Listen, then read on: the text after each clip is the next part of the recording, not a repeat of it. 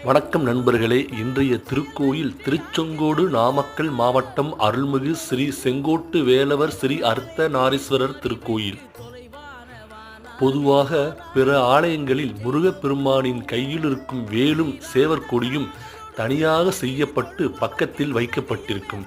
ஆனால் இந்த திருச்செங்கோட்டு மலையின் ஸ்ரீ செங்கோட்டு வேலவரின் வலது திருக்கரம் வேலை பிடித்தபடியும் இடது திருக்கரம் சேவலை பிடித்தபடியும் ரூபமாக வடிவமைக்கப்பட்டிருப்பது தலச்சிறப்புகளின் ஒன்றாகும். அபிஷேகத்தின் போது இறைவனின் இத்திருக்காட்சியை தெளிவாக பார்க்க முடியும்.